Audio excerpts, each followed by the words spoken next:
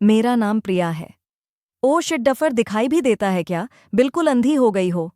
मैं अपने घर की नौकरानी सुशीला को बुरी तरह से डांट रही थी जब मेरे डैड सामने आ गए और कहने लगे कि क्या हुआ मेरी प्रिंसेस को, क्यों इतना चिल्ला रही है।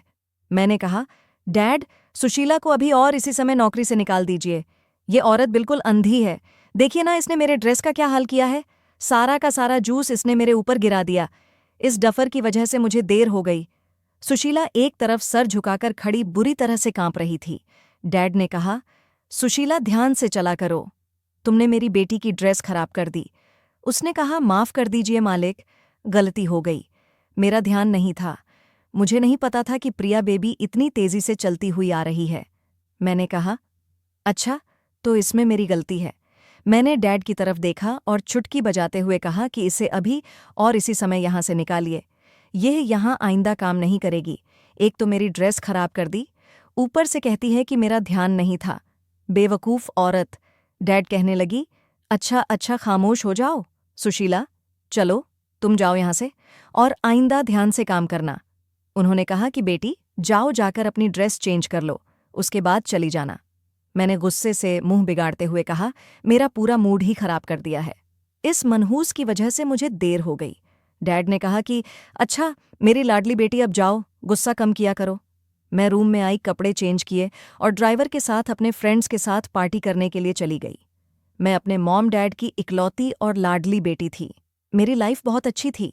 मेरे डैड मुझे अपनी पलकों पर बिठाकर रखते थे, बिल्कुल किसी राजकुमारी की तरह। मेरी जिंदगी में कोई कमी नहीं थी, लेकिन एक बात थी, मुझे गरीबी और गरीब लोगों से बहुत नफरत थी। यहाँ तक कि मुझे अपने घर पर नौकर भी पसंद नहीं थे। हम लोग बहुत अमीर थे। बचपन से ही मैंने लग्जरी लाइफ जी थी, इसलिए गरीबी और गरीब लोगों से मैं हमेशा दूर रहती थी। जिंदगी में दुख, तकलीफ, पैसे की कमी क्या होती है, ये तो मैं जानती ही नहीं थी। बस इसी लग्जरी जिंदगी ने मुझे खूब बिगाड़ दिया था। मैं घमंडी होने के साथ साथ बदतमीज भी थी।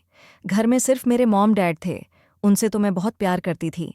लेकिन बाहर अगर किसी की भी हिम्मत हो जाती मेरी आंख से आंख मिलाकर मुझसे बात करने की, तो मैं उसे छोड़ती नहीं थी। मेरी फ्रेंड्स भी इतनी अमीर नहीं थीं जितनी कि मैं थी, इसलिए मैं हमेशा अपने ही खर्चों पर अपने दोस्तों के साथ एंजॉय करती रहती थी। पिता का पैसा खूब उड़ाया करती थी।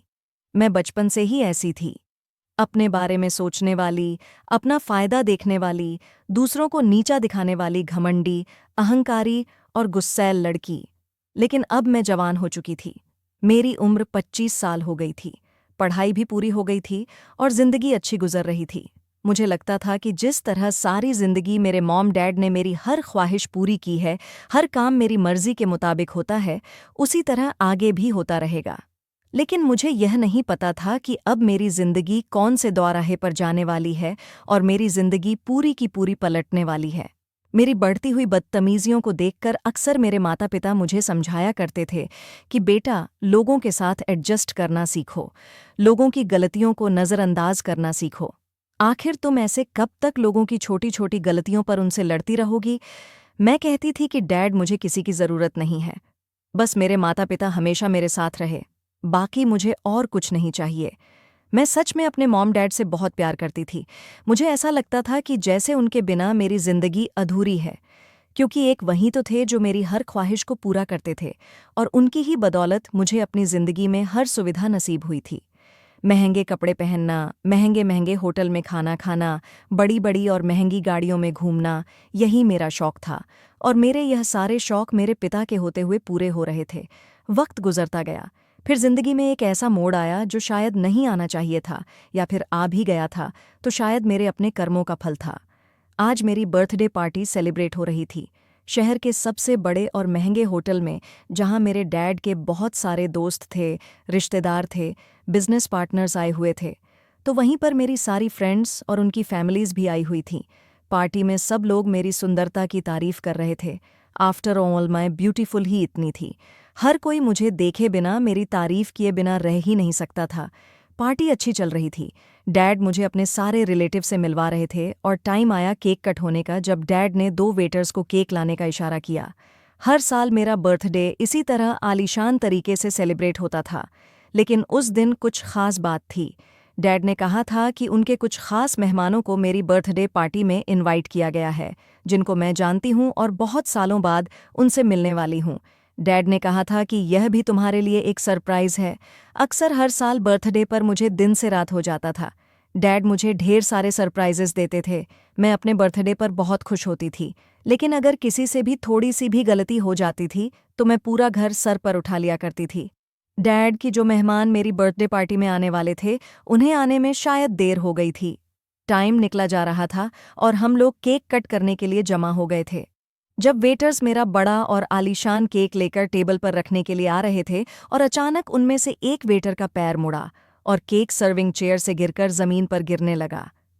हालांकि उन दोनों ने काफ़ी कोशिश की केक को बचाने की, लेकिन केक डैमेज हो चुका था।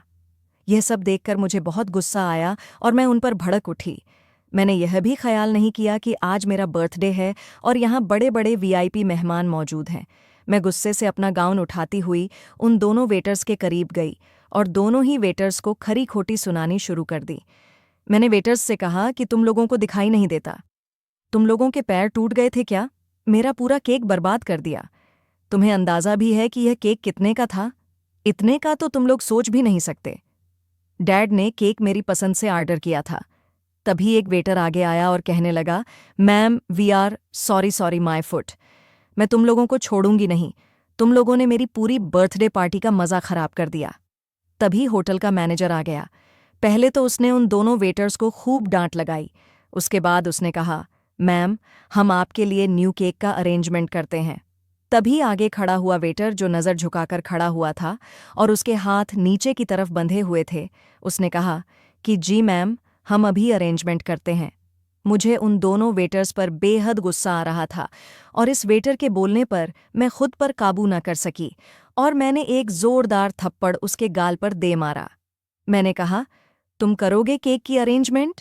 तुम्हारी इतनी औकात है? तुम बीच में कैसे बोले? वेटर के थप्पड़ मारने पर उसकी आंखों में आंसू आ गए थे और वहां खड़े सारे लोग मुझे हैरानी से देखने लगे थे। माहौल में गर्मा गर्मी छा गई थी। मॉम डैड मेरी तरफ आए।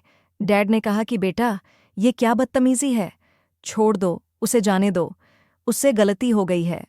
मैंने कहा, छोड़ दो, मैं इसे दूंगी। लेकिन मैंने मैनेजर की तरफ नज़र डाली और कहा, आइंदा आपके होटल में हमारी फैमिली की कोई भी पार्टी नहीं होगी। हम आपका बॉयकॉट करते हैं। मैनेजर हाथ जोड़ने लगा और कहने लगा, ma'am we are really sorry, try to understand, हम अभी अरेंजमेंट करवाते हैं आपके लिए न्यू केक की। मैंने कहा कि नहीं, अब मुझे कोई केक नहीं काटना। मेरी पूरी बर्थडे पार्टी का सत्यानाश कर दिया है इन लोगों ने। मैं गुस्से से अपना गाउन उठाती हुई गाड़ी लेकर घर की तरफ रवाना हो गई थी और वहां पर सारे लोग हैरानी से मुझे देख रहे थे। फिर क्या मेहमान और क्या डैड के खास मेहमान, मैंने किसी के बारे में नहीं सोचा था। मेरा गुस्सा ऐसा ही था। मैं अपने आगे किसी की हैसियत को कुछ नहीं जानती थी। मेरी पूरी बर्थडे पार्टी बेकार हो गई थी। मैं अपने रूम में जाकर रूम लॉक करके सो गई थी। सुबह जब मेरी आंख खुली और मैं नीचे हॉल में पहुंची तो मॉम डैड मुझे बेहद परेशान नजर आ रहे थे। वो लोग कुछ बातें कर रहे थे, लेकिन मुझे देखते ही अचानक उनकी आवाज़ आनी बंद हो गई। मैं सुन नहीं पाई थी कि वो लोग किस टॉपिक पर बात कर रहे थे। मैंने जब उन लोगों को गुड मॉर्निंग किया तो उनमें से किसी ने भी मेरी बात का जवाब नहीं दिया था। मैं उनके सामने जाकर बैठ गई और कहने लगी कि डैड, आपने वह होटल बंद करवाया या नहीं? आपको पता है कि कल रात आपकी बेटी की कितनी इंसल्ट हुई है उस होटल के मैनेजर और वहां के स्टाफ की वजह से। डैड कहने लगे, प्रिया, आखिर तुम्हें क्या हो गया है बेटा? केक स्पॉइल हो गया था। कोई बात नहीं, दूसरा आ जाता। लेकिन तुम्हें इतना हंगामा करने की क्या जरूरत थी? तुम्हें पता नहीं कि वहां पर कितने बड़े बड़े लोग आए हुए थे, मेरे कितने जानने वाले लोग थे। सब तुम्हारे बारे में क्या सोच रहे होंगे? मैंने कहा, क्या सोच रहे होंगे? जो सोच रहे होंगे सोचते रहें। प्रिया अडानी ऐसी ही है। आखिर हमारे सामने क्या औकात उस होटल की? अरे, इतना बड़ा होटल खोल रखा है, मगर वहां का स्टाफ नुकसान करने पर तुला हुआ है। मैं तो कहती हूं कि आप उस होटल को बंद करवा दीजिए, केस कर दीजिए उस पर। मॉम ने कहा, प्रिया, तुम पागल हो गई हो। क्या तुम्हें पता है, रात तुम्हारी बर्थडे पार्टी में मीडिया वाले भी मौजूद थे। हर तरफ तुम्हारी हरकत की चर्चा हो रही है। तुम अपने डैड की रेपुटेशन खराब कर रही हो बेटा। तुम्हारी वजह से आज तुम्हारे पापा को लोगों का किस तरह से सामना करना पड़ेगा, तुम जानती हो? मैंने कहा, मॉम, आप लोग भी ना गरीबों के साथ बहुत ही हमदर्दी रखते हो। डैड कहने लगी, ऐसी बात नहीं है बेटा, अमीरी गरीबी सब ऊपर वाले के हाथ में है। तुम्हें हमारी दौलत पर इतना भी घमंड नहीं करना चाहिए। तुम हद से ज्यादा हमारी दौलत पर घमंड करती हो। अगर ऊपर वाले को यह बात बुरी लग गई तो तुम जानती हो क्या होगा। मैंने कहा, डैड, आपकी बेटी सोने की चिड़िया है। मैं बचपन से ही प्रिंसेस हूं और हमेशा प्रिंसेस रहूंगी। हमारे पास इतनी दौलत है, ऊपर वाला भी कंफ्यूज हो जाएगा कि वह कहाँ से हमारी दौलत को खत्म करें। इतना कहकर मैं वहां से हंसती हुई उठ गई थी। मैं जानती थी कि मेरे पेरेंट्स मेरी हरकतों की वजह से बहुत परेशान थे, मगर मैं उनकी लाडली बेटी थी और बेहद ही जिद्दी थी। इसीलिए वह मुझे चाहकर भी कुछ नहीं समझा सकते थे। लेकिन अब वह मुझे काबू में करने के लिए एक प्लान बना रहे थे, और वह प्लान जल्द ही मेरे सामने आने वाला था। जब कुछ दिन गुजर जाने के बाद अचानक डैड की तबीयत खराब हो गई, और इतनी ज्यादा हो गई कि उन्हें हॉस्पिटल में एडमिट करना पड़ गया। डैड को ऑफिस में हार्ट अटैक हुआ था, फिर उन्हें हॉस्पिटल ले जाया गया। डैड की कंडीशन ज्यादा ही क्रिटिकल थी। मॉम तो डैड को देख देख कर बहुत रो रही थी। मैं भी परेशान थी। मैं अपने डैड से बहुत प्यार करती थी, उनसे दूर नहीं होना चाहती थी। मुझे लगता था कि हमारे पास इतना पैसा है, हम डैड का इलाज करवाकर उनको ठीक कर सकते हैं। लेकिन मैं यह नहीं जानती थी कि पैसे से सब कुछ नहीं हो सकता। वह सब जो पैसे की ताकत से नहीं, बल्कि ऊपर वाले की ताकत से होता है। डैड कई दिन अस्पताल में रहे थे। शहर के सबसे बड़े हॉस्पिटल में उनका ट्रीटमेंट चल रहा था, लेकिन फिर भी उनकी कंडीशन बेहतर होने का नाम नहीं ले रही थी। हम लोग उन्हें कोई और महंगे हॉस्पिटल में लेकर गए थे, लेकिन कोई फायदा नहीं हुआ था। फिर एक दिन अचानक कुछ ऐसा हुआ जिसने मेरी पूरी जिंदगी को हिलाकर रख दिया। मॉम मेरे पास आई और कहने लगी, प्रिया, तुम्हारे डैड तुमसे कुछ बात करना चाहते हैं। उनकी तबीयत बिल्कुल भी ठीक नहीं है, चलो मेरे साथ। वो मुझे डैड के रूम में ले गई थी। डैड बेहद ही कमजोर हो गए थे। उनको देखकर मेरी आंखों में आंसू आ गए थे। लेकिन एक हैरानी की बात यह थी कि वहां रूम में एक लड़का मौजूद था, एक जवान लड़का जिसे मैं नहीं जानती थी कि वो कौन था। डैड ने मेरी तरफ मुस्कुराकर देखा और कहने लगे कि प्रिया बेटी, मैं जानता हूं कि मेरी बेटी मेरी बहुत लाडली है। बेटा, मेरा अंतिम समय चल रहा है, मेरा बहुत कम समय बचा है, लेकिन मेरी जान तुम में अटकी हुई है। मैं चाहता हूं कि मैं तुम्हारी जिम्मेदारी पूरी कर दूं। मैं डैड की बात समझ नहीं सकी थी। मैंने उनके दोनों हाथ पकड़ लिए और कहा, यह आप क्या कह रहे हैं? आप बिल्कुल ठीक हो जाएंगे। डैड ने कहा कि नहीं बेटा, अब नहीं। उन्होंने तकलीफ भरी आवाज में कहा कि इनसे मिलो। यह है तन्मय। यह एक बहुत अच्छा और शरीफ लड़का है, हमारी ही कंपनी में एम्प्लॉय है। मैंने एक नज़र उस लड़के पर डाली जिसकी शक्ल अच्छी थी और वह लगभग मेरी ही उम्र का था, लेकिन कपड़ों का गेटअप थोड़ा अजीब था, मामूली से साधारण कपड़े। मुझे यह समझ नहीं आ रहा था कि डैड मुझे उसका इंट्रोडक्शन क्यों दे रहे हैं। फिर आगे जो कुछ उन्होंने कहा, उसे सुनकर तो मैं दंग ही रह गई थी। उन्होंने कहा, प्रिया, तुम जानती हो मैंने इसे यहाँ क्यों बुलाया है? ये मेरी कंपनी का सबसे ईमानदार और सबसे अच्छा एम्प्लॉय है, जिस पर मैं आंख बंद करके विश्वास करता हूँ, जो मेरी बेहद इज्जत करता है, एक पिता की तरह। मैं जानता हूँ जो मेरी इतनी इज्जत करता है, मेरी कंपनी में ईमानदारी से काम करता है, वह कभी भी मेरी बेटी के साथ कुछ गलत नहीं करेगा, उसके साथ भी अपना रिश्ता ईमानदारी से निभाएगा।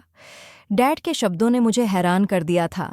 मैं आंखें फाड़ फाड़ कर कभी डैड को देख रही थी तो कभी इस लड़के को देख रही थी, जबकि वह खामोशी से अपने दोनों हाथ बांधे हुए नज़र झुकाकर खड़ा हुआ था। मैंने कहा, डैड, आप कैसी बातें कर रहे हैं? उन्होंने कहा कि बेटा, मैं तुम्हारी शादी तन्मय के साथ करवाना चाहता हूँ। ये बहुत ही अच्छा लड़का है, मेरी तरह तुम्हारा हमेशा ख्याल रखेगा। मैं जानता हूं कि तुम मेरे फैसले से इनकार नहीं करोगी। सारी जिंदगी मैंने तुम्हारा हर लाड़ उठाया।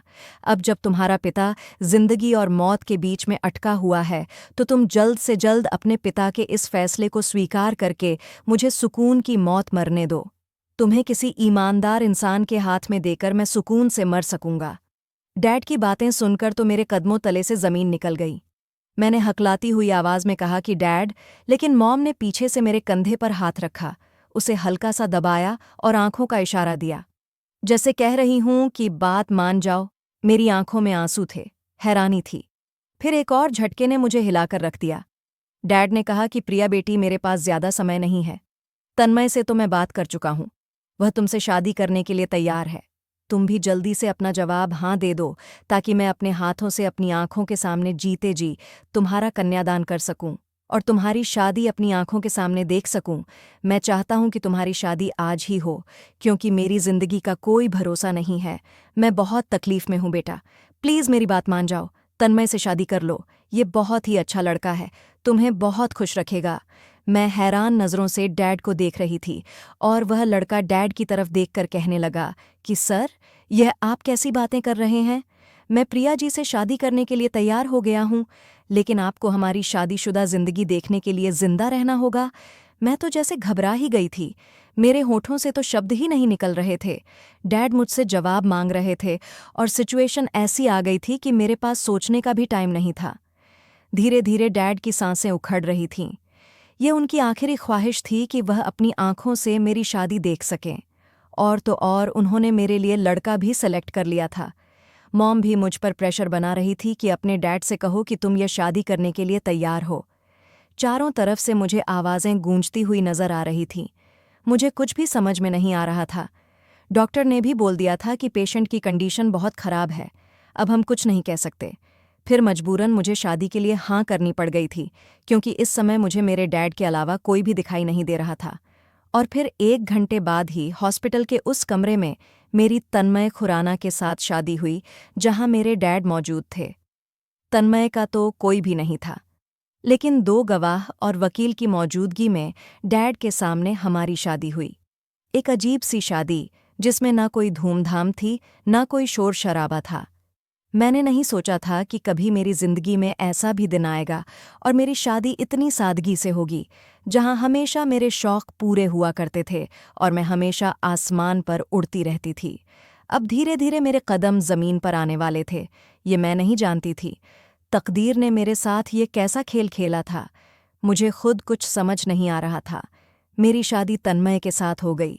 उसने मेरी मांग में सिंदूर भर दिया और मेरे गले में अपने नाम का मंगलसूत्र पहना दिया था।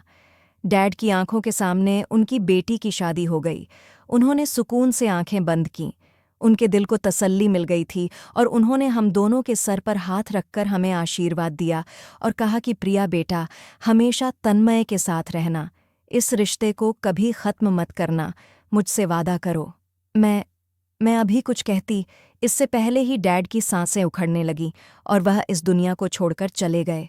मॉम जोर जोर से रो रही थी। मैं चिल्ला रही थी, डॉक्टर डॉक्टर, डैड उठिए ना। तन्मय भी डैड को आवाज लगा रहा था, लेकिन कुछ नहीं हो सका। डैड हम सबको छोड़कर जा चुके थे। हम सब रो रहे थे और फिर हम डैड को लेकर घर आ गए थे। शहर के बड़े बड़े लोग, मीडिया रिपोर्टर्स, नेता, बिजनेसमैन और भी न जाने कितने सारे लोग मेरे डैड के क्रियाकर्म में शामिल हुए थे। डैड के जाने के बाद तो जैसे सब कुछ बहुत अजीब और खाली खाली सा लग रहा था। तन में हम लोगों के साथ ही था और हमें तसल्लियां दे रहा था, लेकिन अभी तक मैंने उससे बात नहीं की थी। डैड का बिजनेस संभालने का फैसला मैंने किया था, लेकिन मुझे यह नहीं पता था कि अब मेरी शादी हो चुकी है। डैड की मृत्यु हुए 3 दिन गुजर चुके थे। पिछले 2-3 दिन से तन्मय भी हमारे घर पर नहीं आया था और चौथे दिन में सुबह सवेरे तैयार होकर नाश्ता करने के बाद डैड के ऑफिस जाने की तैयारी कर रही थी। मैंने सोच लिया था कि डैड के जाने के बाद अब उनके बिजनेस को उनकी बेटी संभालेगी। वैसे तो मैं ज्यादा उनके ऑफिस नहीं गई थी और ना ही कारोबार के बारे में ज्यादा कुछ जानती थी, मगर मैंने सोच लिया था कि मुझे ही कुछ ना कुछ करना पड़ेगा। डैड का इतना बड़ा बिजनेस है, आखिरकार उनकी इकलौती बेटी नहीं संभालेगी तो फिर कौन संभालेगा? मैं जैसे ही ऑफिस जाने के लिए तैयार होकर नीचे की तरफ आई तो मॉम ने मुझे देख लिया और कहने लगी, तुम कहाँ जा रही हो प्रिया? मैंने कहा, मॉम, मैं ऑफिस जा रही हूँ। आज से डैड की जगह मैं उनका ऑफिस संभालूंगी। मॉम ने मुझे हैरानी से देखा और कहने लगी, तुम पागल हो गई हो क्या? तुम्हें पता है कि तुम्हारी शादी हो गई है और अब तुम्हें अपने ससुराल जाना चाहिए, न कि अपने डैड के ऑफिस। और रही तुम्हारे डैड की ऑफिस की बात, तो अभी कुछ दिन तक कंपनी नहीं खुलेगी। अभी पूरा स्टाफ तुम्हारे डैड की मौत का शोक मना रहा है। फिलहाल तो तुम्हें अब अपनी ससुराल चले जाना चाहिए। मैंने तन्मय को फ़ोन करके बुला लिया है, वह आकर तुम्हें ले जाएगा। शादी के बाद बेटी की असली जगह उसके पति का घर होती है। मॉम की बात सुनकर मैं चौंक गई थी। मैंने हैरान होकर कहा, मॉम, आप ये क्या कह रही हैं? आप चाहती हैं कि मैं उस तन्मय के घर जाऊं? Are you serious? मॉम कहने लगी कि हाँ, क्योंकि वह तुम्हारा पति है। मैंने कहा, नहीं, मैं कहीं नहीं जाऊंगी। मेरा घर यही है और मैं हमेशा हमेशा यहीं रहूंगी। मॉम कहने लगी कि ऐसा तो नहीं हो सकता। क्या तुम अपने डैड के अंतिम समय में किया हुआ वादा भूल गई हो? अब रिश्ता निभाने के लिए तुम्हें उसके घर जाना ही पड़ेगा और उसके साथ रहना पड़ेगा। मैंने कहा, मॉम, मैं जानती हूं मेरी उसके साथ शादी हुई है। मैंने लापरवाही से कहा, वह चाहे तो यहां आकर रह सकता है, मुझे कोई प्रॉब्लम नहीं है। अब तो मेरी उसके साथ शादी हो गई है, मुझे जैसे तैसे उसके साथ एडजस्ट करना पड़ेगा। लेकिन मैं उसके घर नहीं जाऊंगी, क्योंकि मैं उसके घर जाने का रिस्क नहीं ले सकती। मॉम कहने लगी, क्यों नहीं ले सकती? हर लड़की शादी के बाद अपने पति के घर जाती है और तन में खुददार इंसान है। तुम चाहती हो कि वह घर जमाई बनकर हमारे घर में रहे। वो कभी यहाँ नहीं आएगा। तुम जानती हो कि खुददार लड़के कभी भी घर जमाई बनने पर राजी नहीं होते। वो इज्जत से तुम्हें अपनी पत्नी बनाकर अपने घर में रखना चाहता है। उसने मुझसे खुद कहा है कि वह अपनी पत्नी को अपने घर ले जाना चाहता है। मैंने कहा, नहीं मॉम, मैं उसके घर नहीं जाऊंगी। मॉम कहने लगी कि पागल मत बनो, थोड़ी देर में तन में आता ही होगा, मैं नौकरानी से कहकर तुम्हारी पैकिंग करवा देती हूँ। इतना कहकर मॉम वहां से चली गई और मैं गुस्से से उन्हें देखती रह गई। मैंने अपना सर पीट लिया। ओह गॉड, ये सब क्या हो रहा है मेरे साथ? अब मैं उस घटिया इंसान के साथ रहूंगी जिसको मैं जानती भी नहीं हूं। 1 घंटे के बाद तन्मय हमारे घर आ गया था और उसने मुझे अपने साथ चलने के लिए कहा। मैंने मॉम को बहुत कहा था कि मैं उसके साथ नहीं जाना चाहती, लेकिन फिर उन्होंने डैड की बातें याद दिलाकर इमोशनल ड्रामा क्रिएट किया और मुझे जबरदस्ती तन्मय के साथ भेज दिया। मैं जैसे ही बंगले से बाहर निकली तो अपनी कार में बैठने के लिए ही जा रही थी, जब तन्मय ने कहा कि प्रिया जी, हम लोग टैक्सी से जाएंगे, आपकी कार से नहीं। उसकी बात सुनकर तो मेरे होश उड़ गए। मैंने कहा, what? Are you mad? Priya Adani taxi से जाएगी? What rubbish? टैक्सी में बैठना तो दूर, कभी मैंने टैक्सी को अपने करीब से भी नहीं देखा। जिस तरह से तुम जैसे गरीब इंसान ने मेरी यह बड़ी गाड़ी कभी अपने करीब से भी नहीं देखी होगी। इतना कहकर मैं अपनी गाड़ी में बैठ गई और मैंने कहा कि मेरा सारा सामान मेरी गाड़ी में रख दो और ड्राइवर को अपने घर का एड्रेस बता दो। मैं ड्राइवर के साथ आ रही हूँ, तुम टैक्सी से आते रहना। अब जबकि मैं गाड़ी में बैठ चुकी थी, इसलिए उसने मेरा सामान गाड़ी में रखवा दिया और खुद टैक्सी से आ गया। अब एक से एक नई चौंकाने वाली बात मेरे सामने आ रही थी। कुछ ही देर का सफ़र तय करने के बाद गाड़ी एक बहुत पुराने और गंदे मोहल्ले की तरफ जा रही थी। मैंने गाड़ी के शीशे से बाहर का नज़ारा देखा तो जल्दी से गाड़ी के शीशे बंद कर दिए, क्योंकि बाहर की नालियों से बदबू आ रही थी। मैंने ड्राइवर से कहा कि तुम कैसी गंदी जगह पर मुझे लेकर आ गए हो? ड्राइवर ने कहा कि मैडम, तन्मय साहब का घर यहीं पर है, उन्होंने हमें यहीं का एड्रेस दिया है। ड्राइवर की बात सुनकर मुझे गुस्सा आया। मैंने अपनी मुट्ठियां गुस्से से भी लीं और फिर गाड़ी एक छोटे से घर के करीब आकर रुकी। ड्राइवर ने कहा कि मैडम, आप अभी बैठी रहिए, दरवाजे पर ताला लगा हुआ है, हमें तन्मय साहब के आने का इंतज़ार करना पड़ेगा। मैंने दिल ही दिल में कहा कि सारी जिंदगी मैंने कभी किसी का इंतज़ार नहीं किया, अब उस छछूंदर का इंतज़ार भी करना पड़ेगा। मैं खामोशी से बैठी रही और अपने गुस्से को कंट्रोल करती रही। फिर वह आया और उसने जल्दी से घर का दरवाज़ा एक पुरानी चाबी से खोला। गाड़ी से बाहर निकलते ही मैंने चारों तरफ देखा। ये बहुत ही पुराना और गरीबों से भरा मोहल्ला था। इसे देखकर मुझे अपनी किस्मत पर अफसोस हो रहा था। मैं बड़ी मुश्किल से घर के अंदर दाखिल हुई। अंदर से बहुत छोटा था। अंदर 2 कमरे बने हुए थे और एक छोटा सा हॉल था। तन्मय ने मेरा सामान पकड़ा हुआ था। वह मेरा सारा सामान लेकर घर के अंदर दाखिल हुआ। मैं घर को चारों तरफ से देख रही थी। इस घर के अंदर आते ही मुझे ऐसा महसूस हो रहा था जैसे मेरा दम घुट रहा है। 2 कमरों का यह मामूली सा घर मेरे बड़े आलीशान घर के एक कमरे से भी छोटा था। मैं हैरानी से इस घर को चारों तरफ से देख रही थी। इस घर में सीलन की बदबू आ रही थी।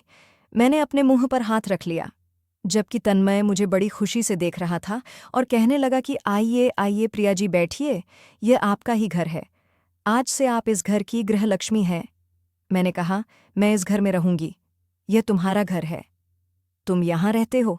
उसने कहा कि जी, मैं यहाँ अकेला रहता हूँ, लेकिन अब से मैं अकेला नहीं हूँ, मेरी धर्मपत्नी मेरे साथ है। मैंने उसे चिल्लाकर कहा, ये क्या लगा रखा है? गृह लक्ष्मी धर्मपत्नी, मैं अभी और इसी समय अपने घर जा रही हूँ। मेरा यहाँ पर गुजारा नहीं होगा। यहाँ पर कितनी गर्मी है, एक ऐसी भी नहीं है। और ये घर कितना छोटा है। यहाँ तो मेरा दम घुट रहा है। तुम कैसे रह लेते हो यहाँ पर? मैं दरवाजे की तरफ आई और मैंने ड्राइवर को आवाज़ लगाई, लेकिन यह देखकर मैं दंग रह गई कि ड्राइवर तो वहाँ से जा चुका था। तन्मय मेरे पास आया और कहने लगा कि प्रिया जी, इस घर में भले ही आपको आपके बंगले जैसा सुकून ना मिले, लेकिन यहाँ आपको इज्जत और मोहब्बत भरपूर मिलेगी। मैंने कहा कि बकवास बंद करो, मुझे अपनी शक्ल मत दिखाना। ये मत सोचना कि अपने डैड के कहने पर मैंने तुमसे शादी कर ली है तो तुम जितनी चाहे बकवास मेरे साथ कर लोगे। मैं गुस्से से चलती हुई एक कमरे में आ गई थी, जहाँ पर एक छोटा सा पुराने टाइप का बना हुआ बेड पड़ा हुआ था। एक अलमारी थी, एक ड्रेसिंग और एक छोटा सा सोफा साइड में पड़ा हुआ था। ये कमरा बेहद छोटा था। एक पुराने जमाने का पंखा छत पर लटक रहा था, जिसे खोलने पर वह शून्य की स्पीड के साथ चल रहा था। उसकी हवा मुझे बिल्कुल भी नहीं लग रही थी। मुझे ऐसा लगता है जैसे मैं किसी घर में नहीं बल्कि कैद खाने में आ गई हूँ। काफ़ी देर तक मैं उस कमरे में बैठी रही। तन्मय कमरे में नहीं आया था। मैंने मोबाइल उठाया और मॉम को फ़ोन किया। मॉम, अभी के अभी ड्राइवर को यहाँ भेजिए। मुझे यहाँ नहीं रहना। ये घर बहुत छोटा है और यहाँ मेरी ज़रूरत की कोई भी चीज़ मौजूद नहीं है। यहाँ मेरा गुजारा नहीं हो सकता। मॉम के शब्दों ने तो मुझे हैरान कर दिया था।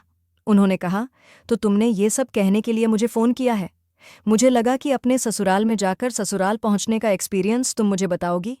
बेटा, अब वहीं तुम्हारा घर है। देखो, तुम्हारे पिता ने तुम्हारे लिए बहुत अच्छा फैसला किया है। तन्मय बहुत अच्छा लड़का है। हर इंसान की जिंदगी हमेशा एक जैसी नहीं रहती। इंसान की जिंदगी में उतार चढ़ाव तो आते रहते हैं।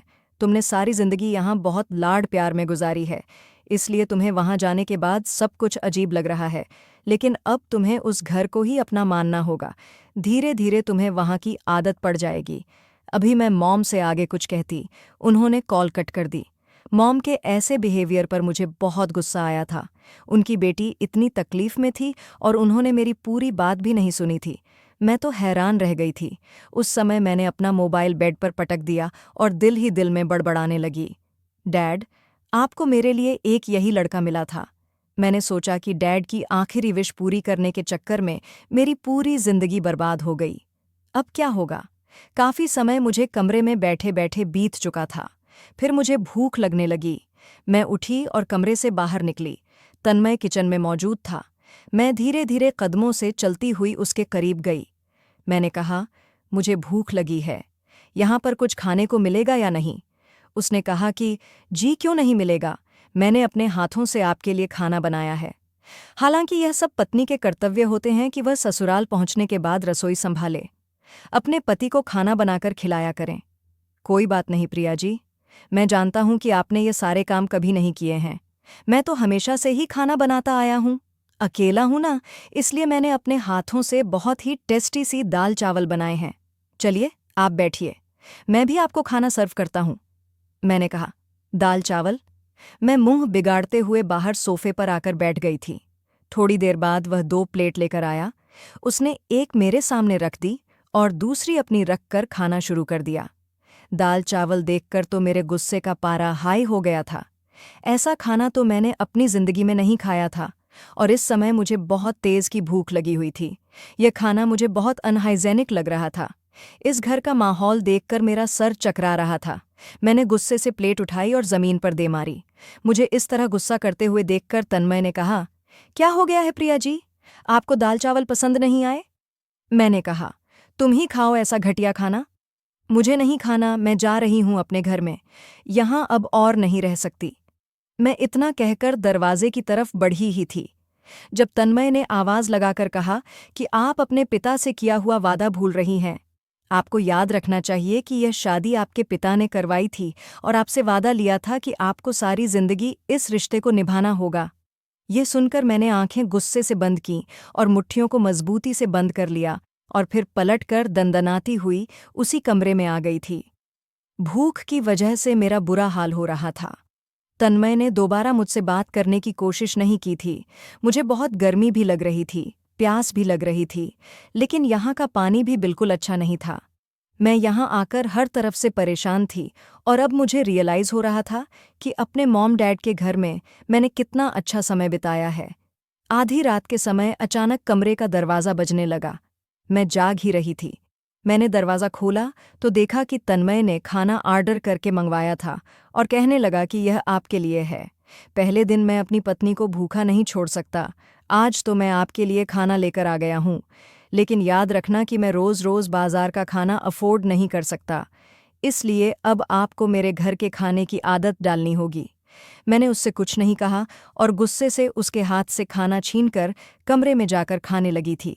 अब बस जिंदगी में दिन इसी तरह से गुजरने लगे थे। तन्मय मुझसे बात करने की कोशिश करता था, लेकिन मैं उससे बात नहीं करती थी। उसने ऑफिस जाना शुरू कर दिया था। हालांकि वह मेरे डैड की कंपनी में ही नौकरी किया करता था। मैंने उससे कहा कि मैं ऑफिस जा रही हूँ, मुझे डैड का बिजनेस देखना होगा। उसने मुझे ऑफिस जाने की इजाज़त दे दी थी, लेकिन मैंने उसे घर पर ही बोल दिया था कि तुम वहाँ ऑफिस में किसी को भी यह पता नहीं चलना चाहिए कि हम दोनों की शादी हो गई है। उसने सर झुकाकर कहा था कि ठीक है, लेकिन अगर आप बता भी देंगी तो इसमें क्या प्रॉब्लम है? मैंने कहा, क्योंकि मैं अपनी इंसल्ट नहीं करवाना चाहती।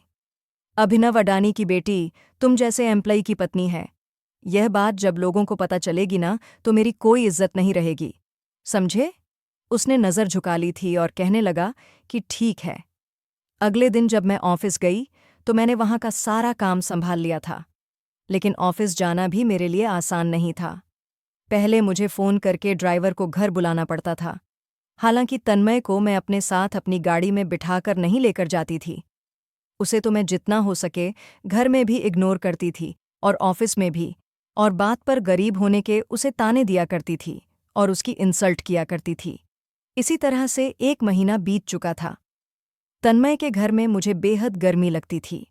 मेरे डैड की कंपनी में उसकी सैलरी सिर्फ 70 रुपये महीना थी, जिसमें उसे लाइट का बिल, गैस का बिल, घर के राशन का खर्च, ऑफिस आने जाने का किराया और बाकी भी बहुत सारे काम करने होते थे। लेकिन जब उसने देखा कि मैं उसके घर में आकर गर्मी से बेहाल हो रही हूँ, तो शादी के बाद पहली सैलरी मिलते ही उसने रूम के लिए एसी खरीदा। उसने कहा कि यह मैंने आपके लिए लगवाया है, आपको बहुत गर्मी लगती है ना, अब आप आराम से कमरे में रह सकती हो। वह तो ऐसी लगवाकर ऐसे खुश हो रहा था जैसे मेरे लिए घर में एयर कंडीशनर नहीं बल्कि कोई चांद तारे तोड़कर ले आया हो। मैंने कहा, ज्यादा खुश होने की जरूरत नहीं है, और हाँ, मेरे साथ ज्यादा हंसकर बात करने की भी जरूरत नहीं है। तुम सिर्फ मेरे लिए नाम के पति हो। सिर्फ अपने पिता की खातिर मैं तुम्हारे साथ इस रिश्ते में बंधी हुई हूँ, वरना तुम्हें तुम जैसे गरीबों को देखना भी पसंद नहीं करती। तुम्हारे साथ रहना तो दूर की बात है, और ध्यान रखना, ज्यादा मेरे करीब आने की या मेरे साथ हंसकर बात करने की जरूरत नहीं है। इस बात पर वह शर्मिंदा हो गया था और कहने लगा कि आप मेरी पत्नी हैं और मेरा आप पर पूरा हक है। मैंने हुंकारते हुए कहा कि हक माय फुट भूल रहे हो कि जिस कंपनी में तुम काम करते हो ना, मैं उसकी मालकिन हूँ, और आज जो सैलरी के पैसे तुम घर लेकर आए हो वह भी मैंने ही तुम्हें दिए हैं। इसीलिए मेरे साथ ज्यादा होशियार बनने की ज़रूरत नहीं है। मेरे ऊपर तुम्हारा कोई हक नहीं है। तुम मेरे स्टेटस के नहीं हो। तुमसे शादी करना मेरे लिए किसी सज़ा से कम नहीं है। अगर डैड चाहते तो मेरी शादी किसी अमीर फैमिली में कर सकते थे, लेकिन उन्होंने मेरी किस्मत ही फोड़ दी। मैं जानती थी कि मेरी कड़वी बातें तन्मय के दिल में तीर की तरह लगती हैं, मगर वह भी मजबूत इंसान था। कभी पलटकर मुझे कुछ कहता ही नहीं था, जैसे मेरे शब्द उसे छूते ही नहीं हैं। मैं ऑफिस में भी उसके साथ एम्प्लॉय जैसा ही व्यवहार करती थी, और अभी तक किसी को नहीं पता था कि मेरी शादी उसके साथ हो गई है। एक दिन ऑफिस का ऑफ था जब अचानक घर के दरवाजे पर बेल हुई। तन्मय ने जैसे ही दरवाज़ा खोला तो सामने मेरी फ्रेंड्स खड़ी हुई थीं, जिनको देखकर मेरे पैरों तले से ज़मीन निकल गई।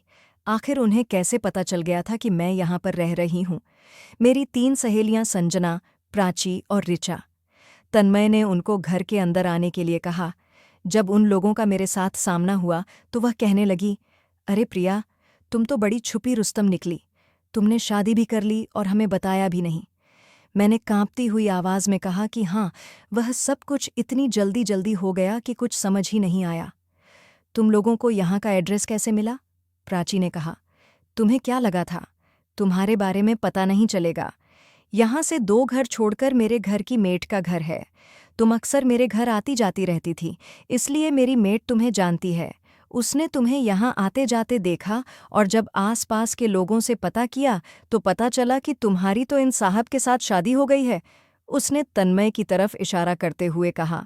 प्राची बोली, पता है, मुझे तो अपनी मेट की बात सुनकर विश्वास भी नहीं हुआ था, मगर वह तो बड़े कॉन्फिडेंस के साथ बता रही थी कि मैडम, मैंने आपकी सहेली प्रिया जी को ही उस घर में रहते हुए देखा है। फिर भी हम लोगों से नहीं रहा गया, तो हम लोग तुम्हारी मॉम के पास गए। उन्होंने बताया कि यह बात सच है, तुम्हारी शादी हो गई है। अरे यार, इस इंसान के प्यार में इतनी पागल हो गई थी कि अपनी शादी में भी हमें बुलाना गवारा नहीं समझा और हमें बताया भी नहीं कि तुम यहाँ रह रही हो। वो लोग मेरी मजाक बनाने वाले अंदाज में हंस रही थी और पूरे घर को अजीब अजीब नज़रों से देख रही थी। कहने लगी, आखिर इस लड़के में तुम्हें ऐसा भी क्या नज़र आ गया था कि अपने घर की लग्जरी लाइफ छोड़कर तुम यहाँ बदबूदार बस्ती में रहने आ गई हो। वैसे लड़का तो अच्छा है, लेकिन तुम्हारे स्टैंडर्ड के हिसाब से इतना कहकर वह जोर जोर से हंसने लगी थी। उन लोगों के मजाक सुनकर मेरा खून खौल रहा था। मैं उन लोगों से कुछ नहीं कह सकी थी, क्योंकि जानती थी कि अगर कुछ कहूंगी तो आगे फिर मेरा वह और मजाक बनाएंगी। सबसे ज्यादा गुस्सा तो मुझे इस तन्मय पर आया था, जो उन लोगों से कहने लगा कि बैठिए बैठिए, आप लोग हमारे घर पर पहली बार आई हैं। वह भी इस सोफे पर बड़ी शान के साथ विराजमान हो गई थी और घर को चारों तरफ से देख रही थी। मेरी तो बोलती ही बंद हो गई थी, लेकिन मैंने सोचा कि यह बहुत अच्छा मौका है तन्मय को जलील करने का। वैसे भी यह शादी भले ही मेरे पिता ने करवाई है, लेकिन अगर यह इंसान खुद ही तंग आकर मुझे छोड़ दे तो शायद मेरी जिंदगी पहले जैसी हो जाएगी। मैंने भी हंसते हुए कहा कि अरे हाँ हाँ, बैठो ना तुम लोग। ये देखो, ये है तन्मय खुराना, मेरे पति। एक मामूली सा एम्प्लॉय जो मेरे ही डैड की कंपनी में 70,000 रुपये महीने की सैलरी पर काम करता है। तुम लोगों को पता है, इस इंसान से शादी करना मेरी बहुत बड़ी मजबूरी थी, क्योंकि मेरे डैड की अंतिम ख्वाहिश थी और डैड की वजह से ही मुझे इस इंसान के साथ रहना पड़ रहा है। मेरी बात सुनकर मेरी सहेलियां खामोश हो गईं। मैंने नोटिस किया था कि उन लोगों के सामने तन्मय की अच्छी खासी बेइज्जती हो रही है और वह शर्मिंदगी की महसूस कर रहा है। मैंने कहा, तन्मय, मेरी फ्रेंड्स आई हैं, इन लोगों के लिए चाय नाश्ते का इंतजाम करो। तो वह शर्मिंदा होते हुए किचन में चाय बनाने के लिए चला गया था। ऋचा ने हंसते हुए कहा कि यार, तुम्हारी जिंदगी पर तो हमें हंसी आ रही है, ये तुम्हारे साथ क्या हुआ है? फिर मैंने उन तीनों को अपनी पूरी कहानी बताई, जिस पर वह तीनों कहने लगी कि अच्छा ये बात है, तुम्हारे साथ तो बहुत बुरा हुआ यार, तुम ऐसे इंसान को कहाँ डर्व करती हो, ये तुम्हारे स्टैंडर्ड का नहीं है। थोड़ी देर के बाद तन्मय चाय लेकर आ गया था। मेरी फ्रेंड्स कहने लगी कि यार, बड़ा अफसोस हो रहा है तुम्हारी किस्मत पर, लेकिन तुम्हारे पति पर तरस भी आ रहा है कि तुमने तो इसे नौकर बनाया हुआ है। वह खड़ी हुई और कहने लगी, हम चाय तो नहीं पियेंगे तन्मय जी, लेकिन आपका तमाशा देखने के लिए यहाँ आते रहेंगे, क्योंकि धूल के बीच में फूल खिलते देखने का अलग ही मजा है। इतना कहते हुए वह हंसकर वहां से जाने लगी। मैं भी उनकी बात पर हंस रही थी। तन्मय शर्मिंदा हो रहा था। अब मैं उसे हर दूसरे तीसरे दिन ताने देती थी, उसे अपने साए से भी दूर रखती थी, बेवजह उस पर गुस्सा करती थी, छोटी छोटी बातों पर झगड़ा करके मॉम के पास चली जाती थी। मगर मॉम के पास जाने का कोई फायदा नहीं होता था। वो मुझे समझा बुझाकर वापस उसी घर में भेज दिया करती थी। डैड का बिजनेस अभी भी मैं संभाल रही थी। मीटिंग के दौरान क्लाइंट से मुझे पता चला था कि डैड काफ़ी समय से एक बहुत ही बड़ी कंपनी खरीदना चाहते थे।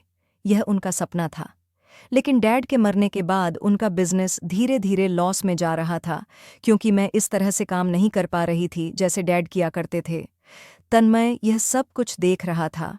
एक दिन उसने मुझसे कहा कि हमारी कंपनी कहीं ऐसा ना हो कि एक दिन बंद हो जाए, क्योंकि प्रिया जी, आप कंपनी को ठीक से नहीं चला रही हैं। उसकी बात सुनकर मुझे गुस्सा आया। मैंने कहा, तुम पागल हो गए हो, तुम मुझसे ज्यादा जानते हो कि कंपनी को किस तरह से चलाना है और किस तरह से नहीं। तुम सिर्फ हमारी कंपनी में नौकरी करते हो और नौकर नौकर ही रहता है। उसने कहा कि आपकी यह बात बिल्कुल ठीक है, लेकिन मैं भी आपको बता देता हूं कि मैं अपनी सर की कंपनी को इस तरह से डूबने नहीं दूंगा।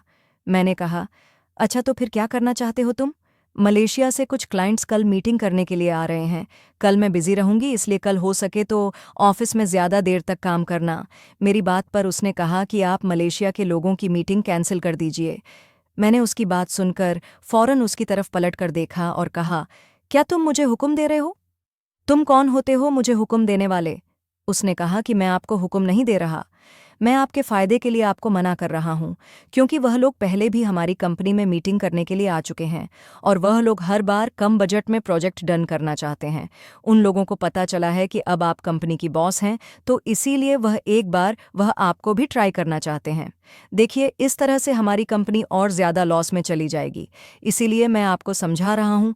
मैंने फिर से तन्मय को झड़क दिया था और उसकी बात ना मानते हुए मलेशिया के लोगों के साथ मीटिंग तो की ही थी, लेकिन उनको अपनी कंपनी के प्रोजेक्ट भी दे दिए थे। मगर फिर कुछ समय के बाद वही हुआ जैसा तन्मय ने कहा था। हमें काफ़ी लॉस हो चुका था और इस लॉस से मुझे बहुत फ़र्क पड़ा था। मैं अपने डैड का सपना पूरा करना चाहती थी और अपनी मल्टीनेशनल कंपनी की और ज़्यादा ब्रांचेस खोलना चाहती थी, जो कि मेरे डैड का सपना था। लेकिन ऐसा नहीं हो पा रहा था। मेरे पास इतना बजट नहीं था और जो बजट था वह सभी शेयर्स में जा रहा था। तन्मय ने कहा कि मैंने तो आपसे पहले ही कहा था कि ऐसा ज़रूर होगा, लेकिन आपने मेरी बात नहीं मानी। अभी भी सब कुछ बेहतर हो सकता है अगर आप मेरी बात मान जाएं तो। मैंने एक ठंडी नज़र उस पर डाली और कहा, तो ठीक है, बताओ मुझे क्या करना चाहिए। उसने कहा कि अब आप कुछ नहीं करेंगी। जो करूंगा वह मैं करूंगा। मैंने कहा कि नहीं, एक मामूली से एम्प्लॉयर को अपनी कंपनी में पूरा पूरा हक काम करने का नहीं दे सकती। ऐसे वहां के लोगों को शक हो जाएगा। माना कि तुम अच्छा काम करते हो, लेकिन मैं किसी के सामने ही यह बात जाहिर नहीं करना चाहती। उसने कहा, आप ठीक कह रही हैं। मैं जानता हूं कि आप मुझे कभी पति स्वीकार नहीं करेंगी, चाहे मैं आपके लिए कुछ भी कर लूं, लेकिन आप मुझे मैनेजर बना दीजिए। मैं आपके साथ मिलकर काम करता रहूंगा और आपको समझाता भी रहूंगा। मैंने उसे सोचने के लिए थोड़ा वक्त मांगा था, मगर मेरा दिल इस बात के लिए नहीं मान रहा था कि मैं उसको अपनी कंपनी का मैनेजर बनाऊं। मैंने साफ इस बात से इनकार कर दिया और कहा, तुम्हें मेरे साथ ज्यादा हमदर्दी करने की कोई ज़रूरत नहीं है। जो करना होगा वो मैं खुद कर लूंगी। वैसे भी मैं इस इंसान से छुटकारा पाना चाहती थी। इसको अपने और करीब करके मैं दोबारा से अपने लिए मुसीबत भरा समय बढ़ाना नहीं चाहती थी। मैं जानती थी कि इसके साथ मेरी शादी हुई है, जो कि मेरे डैड की ख्वाहिश थी। लेकिन अगर यह मुझे खुद छोड़ दे तो डैड की ख्वाहिश मेरी तरफ से तुरंत नहीं होती। फिलहाल वक्त गुजरता जा रहा था और वह दिन भी आ गया था जब शहर की एक बड़ी मल्टीनेशनल कंपनी की बोली लगने जा रही थी। मैं अपनी कंपनी की टीम के साथ वहां पहुंची थी। मैंने अपना सारा बजट मिला लिया था और ठान लिया था कि इस कंपनी को मैं अपने हवाले करके ही रहूंगी और अपने डैड का सपना पूरा करूंगी। लेकिन इससे पहले कई बार मैं तन्मय को छोटी छोटी बातों पर जलील कर चुकी थी। मेरी सहेलियां अब अक्सर हमारे घर पर आती जाती रहती थीं, जिनके साथ मिलकर मैं तन्मय की मजाक बनाया करती थी। उसकी गरीबी का मजाक उड़ाती थी, उसके कपड़ों का, उसके घर का, और हर तरीके से लोगों के सामने उसे नीचा दिखाने की कोशिश करती थी। ऑफिस में भी मैं उसे नहीं छोड़ती थी। स्टाफ के सामने जानबूझकर उसे डांट लगाती थी। वक्त गुजरता जा रहा था और फिर मैं अपनी टीम के साथ फंक्शन में पहुंच चुकी थी। एंकर ने घोषणा की कि महानगर की सबसे बड़ी डील मल्टीनेशनल कंपनी का अधिकरण मेरे साथ तन्मय भी था, जो मेरे बराबर वाली कुर्सी पर साधारण कपड़ों में बैठा हुआ था, जबकि मेरी दूसरी साइड पर मॉम थी। शुरुआती बोली 10 करोड़। हॉल में हलचल मच गई। किसी ने बोली लगाई 15 करोड़ तो दूसरे ने लगाई 20 करोड़। फिर मैंने बोली लगाई 25 करोड़। आवाज़ें तेज होती गईं। मैं उत्सुकता से सब कुछ देख रही थी। अभी मेरा इतना बजट था, मैं आगे और बोली लगा सकती थी। फिर मैंने 30 करोड़ की बोली लगाई और तन्मय से कहा कि देखा, तुमने यहाँ पैसे की ताकत बोलती है।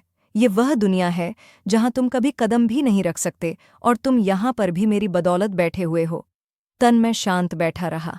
उधर बोली 50 करोड़ के पार पहुंच चुकी थी। अब मेरे माथे पर पसीना आने लगा था, क्योंकि इससे आगे मेरा बजट नहीं था और मैं इस कंपनी को अपने हाथ से नहीं जाने दे सकती थी। फिर आवाज़ आई 100 करोड़। मुझे अपने डैड का सपना टूटता हुआ नजर आ रहा था। मैंने तो अब इस बात का इरादा ही उठाकर रख दिया था कि अब मैं बोली लगाऊंगी। सबने सोचा कि यही अंतिम बोली होगी, लेकिन नहीं। शहर के एक बड़े बिजनेसमैन के पीछे से आवाज आई 200 करोड़। मेरा चेहरा उदास हो गया। सबकी सांसें अटक गईं और सबको लगा कि इससे ऊपर बोली लगाने की किसी की हैसियत नहीं है। लेकिन अभी असली खिलाड़ी बाकी था। फिर अचानक एक तेज आवाज गूंजी 500 करोड़। पूरा हॉल सुन रह गया। सबकी नज़रें उसी दिशा में मुड़ गईं। मीडिया के कैमरे झूम हो गए। मैंने चौंक कर देखा तो 500 करोड़ की बोली लगाने वाला इंसान कोई और नहीं बल्कि तन्मय था। वो साधारण से कपड़ों में बैठा हुआ इंसान, जिसकी औकात पर मैं रोज उसे ताने कसती थी। मेरी तो सांसें ही अटक गई थीं। मैंने फुसफुसाकर कहा, तुम पागल हो गए हो क्या तन्मय? खामोश रहो। मेरा इतना बजट नहीं है। तुमसे किसने कहा है बोली लगाने को? तुम्हें पता भी है 500 करोड़ कितने होते हैं? तुम ये बोली कैसे लगा सकते हो? तन्मय कहने लगा, ये बोली मैंने लगाई है। मैंने कहा, अच्छा, तुम्हारे पास इतने पैसे हैं? वह मुस्कुराने लगा और उसकी मुस्कुराहट पर तो मॉम भी हैरान थी। मेरी तो आंखें ही फैल गई थीं, जैसे मेरे पैरों तले से जमीन निकल गई हो। आसपास बैठे हुए सारे लोग आपस में कानफूसी करने लगे कि यह आदमी कौन है और इसने इतनी बड़ी बोली कैसे लगा दी। तन्मय ने आराम से पानी का गिलास उठाया, एक घंट लिया और फिर धीमे शब्दों में कहा, जब पैसा आपके कदम चूमता हो तो 300 करोड़ क्या 400 करोड़ की भी बोली लगाना कोई मुश्किल बात नहीं। उसकी बात सुनकर मेरा चेहरा सफ़ेद पड़ गया था। मैं घबराकर बोली, यह तुम क्या कह रहे हो? ये कोई मजाक करने का टाइम है? नीलामी का माहौल और भी तनाव भरा हो गया। एंकर बार बार पुष्टि कर रहा था कि बोली सही है। बाकी बड़े घरानों ने पीछे हटना शुरू कर दिया, क्योंकि 500 करोड़ की बोली लगाना किसी के लिए भी आसान नहीं था। मेरी धड़कनें तेज हो रही थीं कि कहीं इसकी वजह से मैं ना फंस जाऊं।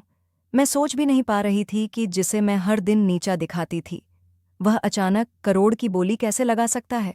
उसकी आंखों के सामने सवालों का तूफान उमड़ रहा था। मॉम का सर झुक गया था। वह जानती थी कि अब सच्चाई छुपी नहीं रह सकती। तन्मय ने पानी का घूंट पिया और फिर उसने स्टेज पर जाकर बताया कि मैं इस कंपनी को 500 करोड़ में खरीदने के लिए तैयार हूं। शायद आप लोग हैरान हो रहे होंगे कि मुझ जैसा साधारण सा इंसान इतनी बड़ी बोली कैसे लगा सकता है।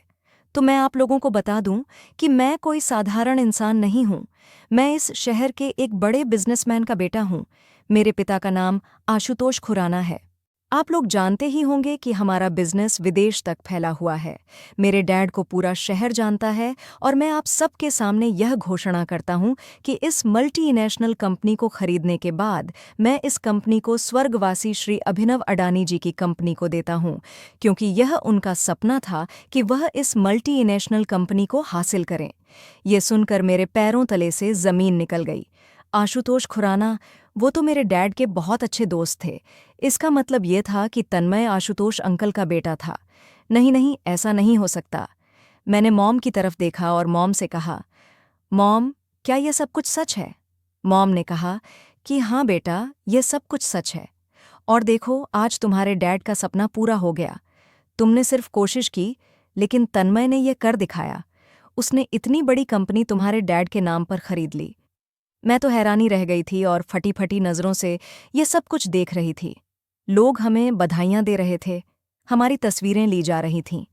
प्रोग्राम खत्म हुआ तो मेरा सामना तन्मय और उसके पिता से हुआ। मैं तन्मय का सामना करने से बहुत शर्मिंदा हो रही थी। एक ऐसा इंसान जिसे मैं बेहद नीचा समझती थी, आज उसने मेरे डैड का सपना पूरा कर दिया था। वह सपना जो उन्होंने कई सालों पहले देखा था। मैंने तन्मय से कहा कि तुम्हारा बहुत बहुत शुक्रिया। अभी हम लोग बात कर ही रहे थे जब आशुतोष अंकल भी वहां पर आ गए। उन्होंने कहा कि बेटा, अब समय आ गया, तुम्हें प्रिया को सब कुछ सच सच बता देना चाहिए। मैं हैरानी भरी नज़रों से उनको देख रही थी कि वह किस सच की बात कर रहे थे। तन्मय ने कहा कि पापा, इस लड़की से मैं किसी तरह की कोई उम्मीद नहीं रख सकता, क्योंकि यह लड़की बदतमीज़ है, बदतमीज़ थी और हमेशा ही रहेगी। इसके दिल में अपनी जगह बनाने के लिए मैंने बहुत कोशिश की, मगर यह पत्थर दिल लड़की मेरी फीलिंग्स को नहीं समझती। मैंने यह सब कुछ इसके लिए नहीं, बल्कि आपके दोस्त के सपने की खातिर किया है। और आप जानते हैं कि मैंने इसके साथ शादी भी आपके और आपके दोस्त की खुशी की खातिर की थी। हाँ, मैं तुम्हें पसंद करता था प्रिया, क्योंकि तुम मेरी बचपन की दोस्त थीं। मैं वही तन्मय हूँ। हम दोनों बचपन में एक साथ खेलते थे। तुम मेरी दोस्त थी, मगर 10 साल की उम्र में पापा मुझे अमेरिका ले गए थे। वहीं पर मैंने अपनी स्टडी कंप्लीट की। पापा और मॉम तो यहाँ पर आ गए थे। पापा ने अपना बिजनेस जारी रखा। मगर तुम ये नहीं जानती थी कि जब तुम 12 साल की थी तब तुम्हारे डैड कोई बहुत बड़े अमीर इंसान नहीं थे। वो एक मामूली से इंसान थे। उन्होंने हर तरह से अपने बिजनेस को कामयाब बनाने की कोशिश की थी, लेकिन वह कभी कामयाब नहीं हो सके। फिर दोस्त होने की खातिर मेरे डैड ने उनकी मदद की और बिना सोचे समझे अपना आधा बिजनेस तुम्हारे पिता को दे दिया, और अपना बिजनेस भी उनके सहारे छोड़कर कभी अमेरिका रहते तो कभी यहाँ पर रहते। दोनों दोस्तों की जिंदगी आराम से गुजर रही थी। मैं एक बार अमेरिका जाने के बाद दोबारा यहाँ वापस नहीं आया, क्योंकि मुझे पढ़ाई पूरी करके ही यहाँ लौटना था। तुम्हें याद है जिस दिन तुम्हारा बर्थडे था, उस दिन तुम्हारे डैड मुझे तुमसे मिलवाने वाले थे। मैं अमेरिका से वापस आया था। मैं तुम्हें बहुत पसंद करता था, बचपन से ही। और जब मुझे पता चला कि मैं यहाँ आ रहा हूँ और मैं सबसे पहले यहाँ आते ही तुम्हें देखूंगा, तो मैं बहुत ज़्यादा एक्साइटेड था। लेकिन जब मैंने तुम्हारी ही बर्थडे पार्टी में तुम्हें वेटर्स के साथ बदतमीज़ी करते हुए देखा, तब मुझे बहुत बुरा महसूस हुआ था। तुम्हारे डैड से मेरी बात हुई थी। वह बहुत ही शर्मिंदा हो रहे थे तुम्हारी बदतमीज़ी पर वह तुम्हारे लिए बहुत फ़िक्रमंद भी हो रहे थे। उन्होंने मुझे कहा था कि तुम मेरी बेटी से शादी कर लो, मगर मैं तुमसे मोहब्बत करता था। लेकिन मैंने उनसे कहा था कि मैं आपकी बेटी से शादी ज़रूर करूँगा। ऐसे नहीं।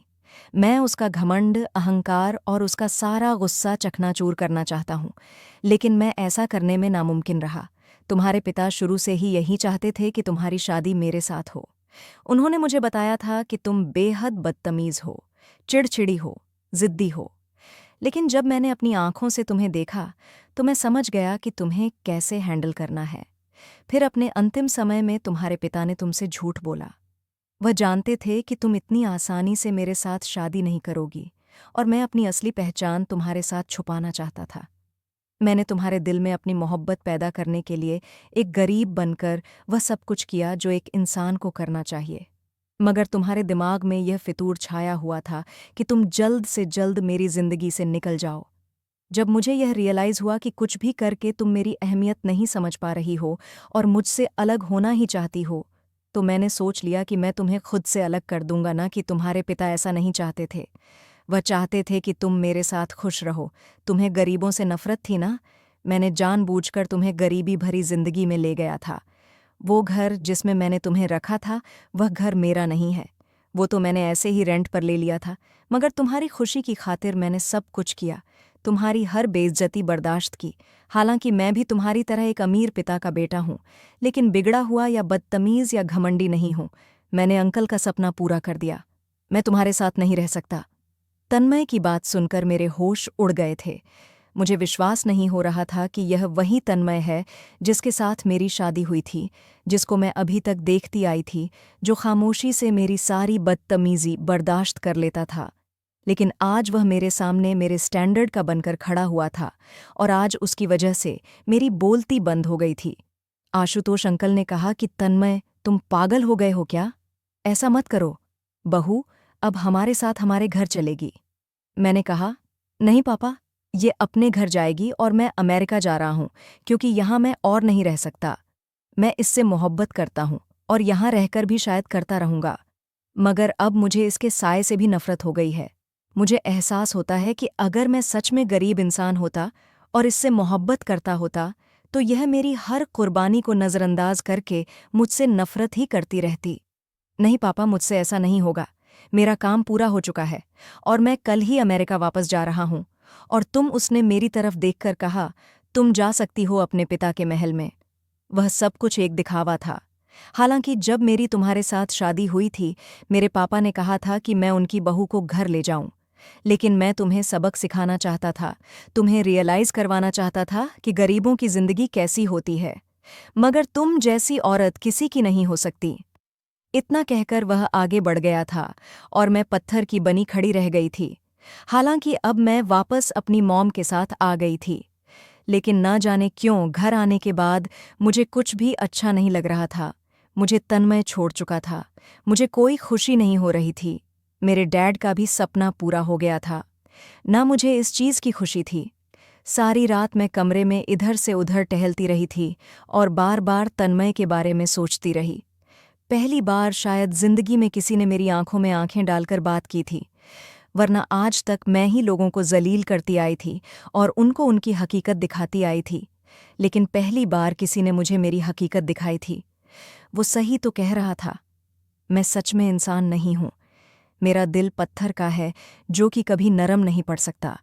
उसने एक अमीर बाप का बेटा होते हुए भी मेरी खातिर क्या कुछ नहीं किया। खाना बनाया, मेरी खुशी की खातिर उस छोटे से घर में मेरे साथ साथ खुद भी रहा और मेरे डैड की कंपनी में नौकर बनकर नौकरी करता रहा। मेरी बेइज्जती बर्दाश्त करता रहा और तो और मैं समझती थी कि मेरे पिता इतने अमीर जो हैं वह अपने बलबूते पर हैं, मगर वह भी उसके पिता का एहसान था। मैंने अपना सर पकड़ लिया था और शायद जिंदगी में पहली बार मैं अफसोस के साथ रोई थी। सारी रात मैं रोती रही थी। मुझे तन्मय की याद आ रही थी और मुझे लग रहा था कि वह मुझे छोड़कर ना जाए। सुबह होते ही मैंने सबसे पहले अपना मोबाइल हाथ में लिया और आशुतोष अंकल को फ़ोन करके कहा कि अंकल प्लीज़ मुझ पर मेहरबानी कीजिए। मैं बहुत ही शर्मिंदा हूँ, मैं बहुत ही परेशान हूँ। मैं नहीं चाहती कि तन्मय मुझे छोड़कर चला जाए। आप उससे कहिए ना कि वह रुक जाए, वह मुझे छोड़कर ना जाए। अंकल ने एक गहरी सांस भरी और कहने लगे कि बेटा, सारी रात मैंने उसे बहुत समझाया, मगर वह मेरी बात मानने के लिए तैयार ही नहीं है। आज सुबह 10 बजे उसकी फ्लाइट है। वह एयरपोर्ट पर जाने के लिए थोड़ी देर में निकलने ही वाला है। मैं तो काफ़ी कोशिश कर चुका हूँ, लेकिन उसे अगर कोई रोक सकता है तो वह तुम हो जाओ और अपने पति को रोक लो। फ़ोन रखने के बाद मैंने फैसला कर लिया था कि चाहे कुछ भी हो जाए, मैं तन्मय को जाने नहीं दूंगी। वह मुझसे मोहब्बत करता था, मेरे बचपन का दोस्त। मैं उसे बहुत अच्छे से जानती थी, तो फिर उसके साथ में पूरे 4 महीने उस छोटे से घर में रही थी। फिर भी उसे पहचान क्यों नहीं सकी?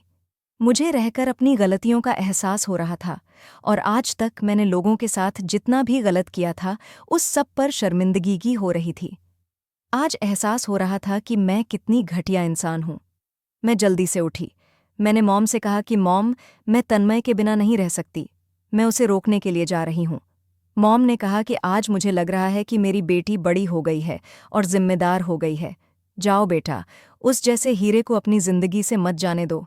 मैं फौरन घर से निकली और ड्राइवर के साथ एयरपोर्ट जाने के लिए निकल गई थी। 9:15 हो रहे थे। मैंने ड्राइवर से कहा कि गाड़ी बहुत तेज़ी से चलाओ, लेकिन हमें ट्रैफिक मिला। टाइम निकलता जा रहा था और तन्मय भी 9 बजे ही एयरपोर्ट पर जाकर बैठ गया था। मैं बार बार घड़ी में टाइम देख रही थी। ट्रैफिक था कि खत्म होने का नाम ही नहीं ले रहा था। मैं जल्दी से गाड़ी से उतरी और ट्रैफिक को पैदल ही क्रॉस किया। हालांकि अपनी जिंदगी में पहली बार मैं इतना पैदल चल रही थी। फिर आगे चलकर जब ट्रैफिक थोड़ा कम हुआ तो मैंने एक टैक्सी की। अपनी पूरी जिंदगी में मैं कभी टैक्सी में नहीं बैठी थी। मैंने टैक्सी वाले भैया से कहा कि जल्दी से मुझे एयरपोर्ट ले चलो। वो मुझे जैसे तैसे एयरपोर्ट तक लेकर पहुंचा, मगर मेरी उम्मीद यहाँ दम तोड़ चुकी थी, क्योंकि ट्रैफिक के चक्कर में और पैदल चलने के चक्कर में और टैक्सी से एयरपोर्ट पहुंचने तक 10 बज चुके थे। मैं जैसे ही एयरपोर्ट के अंदर भागती हुई पहुंची, मैंने चारों तरफ तन्मय को देखा, लेकिन वो मुझे कहीं भी नजर नहीं आ रहा था। मैंने उसकी फ़्लाइट के बारे में पूछा तो पता चला कि फ़्लाइट तो जस्ट अभी उड़ी है, और यह सुनकर मुझे ज़िंदगी में पहली बार गहरी चोट लगी थी और मैं वहीं ज़मीन पर बैठकर फूट फूट कर रोने लगी थी। ऐसा लग रहा था जैसे मेरी ज़िंदगी का सबसे कीमती हिस्सा मुझसे दूर हो गया। अभी मैं बेंच पर बैठी अपना मुंह छुपाकर रो रही थी। जब मुझे अपनी कमर पर पीछे से किसी का हाथ रखने का एहसास हुआ, मैंने जब पलट कर देखा तो मेरी खुशी की हद ना रही, क्योंकि पीछे तन्मय खड़ा हुआ था और मैं फौरन एक ही झटके से उसके गले से लिपट गई। मैंने कहा, तुम नहीं गए? वह मुस्कुरा रहा था और कहने लगा कि हाँ, मैं नहीं गया, क्योंकि पापा ने मुझे बता दिया था कि तुम मेरे लिए बहुत परेशान हो रही हो। मैंने कहा कि तुम्हारा बहुत बहुत शुक्रिया। मुझे माफ़ कर दो, मैं खुद को पूरी तरह से बदल दूंगी। मैं एक अच्छी इंसान बनकर दिखाऊंगी, मगर प्लीज़ मुझे छोड़कर मत जाना। तुम्हें पता है मैं ज़िंदगी में पहली बार पैदल चलकर आई हूँ। तुम्हारी वजह से मैं टैक्सी में भी बैठी हूँ, मगर जब मुझे यहाँ आकर पता चला कि तुम जा चुके हो तो मुझे बहुत तकलीफ हुई। उसने कहा कि मैं जानता हूँ। उसने मेरी आंखों से मेरे आंसू साफ किया और कहने लगा कि मुझे ऐसी ही प्रिया की ज़रूरत थी, वो नहीं जिसके साथ मेरी शादी हुई थी और फिर यहाँ से हम दोनों की नींव रख दी गई थी। उसने मेरे साथ दोबारा से खूब धूमधाम से शादी की और हमने डैड की नई कंपनी की भी ओपनिंग की, जिसमें मेरे साथ मॉम, आशुतोष, अंकल और तन्मय कंधे से कंधा मिलाकर खड़े हुए थे और जिंदगी में पहली बार मुझे असली खुशी का एहसास हो रहा था। दोस्तों, उम्मीद करती हूँ आपको हमारी कहानी पसंद आई होगी। कहानी पसंद आई है तो वीडियो को लाइक करें, चैनल पर नए हैं तो चैनल को सब्सक्राइब करें और हाँ, नोटिफिकेशन बेल को ज़रूर दबाएं ताकि अगली अपडेट सबसे पहले आपको मिले।